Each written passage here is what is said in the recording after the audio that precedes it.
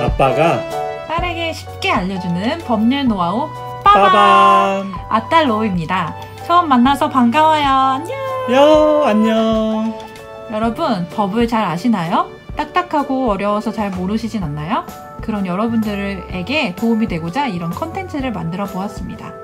오늘은 제가 결혼하고 드디어 독립을 하게 되었습니다. 와! 그렇게 아빠 떠나 결혼하는 게 그렇게 좋으니? 그래서 오늘은 전세를 얻기 전에 뭘 알아야 하는지 알아보겠습니다.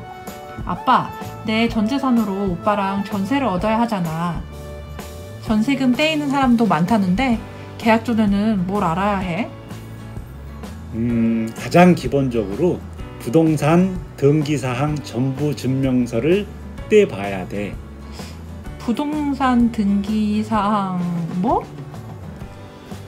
옛날엔 부동산 등기부 등본이라고 했는데 그 명칭이 부동산 등기사항 전부 증명서로 바뀌었어. 아빠 좀 힘 좀 빼고 말해. 내가 유튜브를 처음이라서. 그럼 등기부 등본은 어디서 떼? 등기부 등본은 너희 같은 젊은 세대는 인터넷에서 대법원 인터넷 등기소 사이트에 들어가서 어플을 다운받아서 뗄 수도 있고, 아니면 가까운 전국 등기소 아무 곳에나 가서 등기사항 전부 증명서를 떼어주세요 라고 하면 1,000원이면 떼어볼 수 있어. 그럼 등기부 등본은 어떻게 보는 거야? 등기사항 증명서에는 표제부, 갑구, 을구로 나누어 있거든. 표제부에는 건물의 주소, 소재지나 면적 등이 나와 있고, 갑구는 그 집이 누구의 것인지 소유권과 관련된 사항이 나와 있어. 을구는 소유권 이외에 담보권, 예를 들자면 근저당이라든지 전세권이라든지 임차권이라든지, 즉 그 아파트 또는 건물에 담보되어 있는 사항들이 전부 기재되어 있어. 어렵다. 그럼 표제부는 주소, 면적이 나와 있는 거고, 갑구는 누구 거냐, 을구는 대출이 얼마 있는지 볼 수 있다는 거지? 그래? 그럼 내가 집 얻기 전에 등기부 등본을 보고 알아야 할 사항은 뭐야? 기본적으로 소유자가 누구인지 미리 알아두는 것이 매우 중요해. 그게 왜 중요해? 계약 체결 시에 내가 알고 있는 소유자하고 계약 체결할 때 도장을 찍으러 나온 소유자가 똑같은 사람인지 확인하기 위해서 꼭 필요하거든. 여기서 중요한 게 있어. 오, 중요한 거? 빠밤! 예를 들자면 요즘같이 바쁜 때에는 소유자 본인이 못 나오는 경우가 많이 있을 수 있잖아. 그래서 보통 대리인이 계약을 하러 나와서 소유자가 우리 집 남편이에요, 아니면 우리 집 부인이에요, 집사람이에요, 아니면 우리 아버지 거예요, 어머니 거예요 라고 보통 가족관계인 사람이 대리인으로 나오는 경우가 있을 수 있거든. 그런데 대리로 나왔을 경우에도 반드시 본인이 누구인지, 그리고 본인으로부터 적법하게 위임을 받았는지를 확인하는 것이 가장 중요하거든. 완전 꿀팁이네. 가족이라도 함부로 계약하면 안 되는구나. 요즘은 바빠서 대리로 나온 사람도 많던데 그럴 경우는 그러면 어떻게 해야 돼? 그건 2탄에서 자세히 알려줄게. 왜냐하면 간단하게 얘기할 수 있는 사항이 아니거든. 굉장히 중요한 사항이기 때문에 그건 별도의 장에서 알려줄게. 2탄을 꼭 기대해주세요. 그럼 소유자를 알았으면 또 뭘 확인해야 돼? 두 번째는 소유자 밑에 경매, 압류, 가압류, 가처분, 가등기와 같은 소유자 이외에 다른 등기가 되어 있다면 의심을 가지고 꼼꼼히 확인해야 해. 반드시 그럴 경우에는 법률 전문가에게 확인해 볼 필요가 있어. 그럼 두 번째.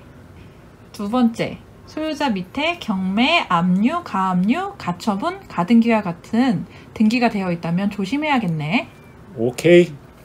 그럼 또 확인해야 될 게 있어? 아직도 남았어? 등기부 등본 을구를 보면 집주인이 대출을 얼마나 받았는지 알 수 있거든. 대출이 얼마인지를 반드시 확인해야 될 필요가 있어. 시세와 비교해서 대출금 시세에서 대출금을 빼고 남은 금액이 보증금을 반환받을 금액인지 그 여부를 반드시 확인해보고 계약 체결할지를 결정해도 늦지 않거든. 근데 그러면 시세는 어떻게 알아봐? 가장 가까운 근처 부동산에 시세를 확인을 해보던가, 아니면 너희 같은 젊은 세대들은 네이버 부동산에 그 매물 거래, 아니면 그 국민은행 시세를 조회할 수 있는 사이트가 있거든. 거기에 확인해 보면 기본적으로 그 상한가나 하한가 등 그 시세를 확인해 볼 수 있거든. 그 시세에서 대출 금액을 빼고 나머지 금액이 네 보증금보다 많다면 계약하면 되겠니? 안 되겠니? 안 되겠지? 아빠, 당근이지. 근데 너무 어려워. 예를 들어줘봐. 쉽게 예를 들자고 하면, 내가 세를 얻으려고 하는 아파트의 시세가 5억 원인데 등기사항 전부증명서 을구를 봤을 때 담보권의 합계가 채권 최고액이라고 등기가 돼 있을 거거든. 그 채권 최고액이라고 등기되어 있는 모든 것을 다 합산한 금액이 3억이라고 가정을 할 때에 내 보증금이 2억이라고 하면 시세가 5억이고 채권 최고액이 즉 선순위 담보권이 3억이고 네 보증금이 2억, 그러니 5억이 앞뒤가 딱 맞는다 라고 생각을 해서 안전하다고 생각할 수 있겠지만, 그렇지. 그건 굉장히 위험한 계약이 될 수 있거든. 왜? 2억은 내가 받을 수 있는 거잖아. 보통 임대차 계약을 체결할 경우에 소유자가 누구인지 그리고 담보권이 설정되어 있는지를 확인해야 되는 것은 마지막에, 만약에 그럴 일은 없어야 되겠지만, 만약에 집주인이 채무가 많아서 경매가 진행된다고 하면 보통 시세보다 경매 절차에서는 낮은 가격으로 팔리는데 5억이었던 아파트가 예를 들자면 4억 정도에 매각될 수 있잖아. 그러니까 선순위 담보권자가 3억을 가져가고 너는 2억을 반환받아야 되는데 4억에 낙찰받았으면 너는 1억을 손해를 볼 수 있다는 계산이 나오잖아. 1억밖에 못 받는다는 거구나. 그렇지. 알겠어. 그러면 내가 아빠한테 배운 3가지를 정리해 볼게. 맞는지 봐봐. 첫 번째, 빠밤. 소유자가 누군지 미리 확인한다. 오케이.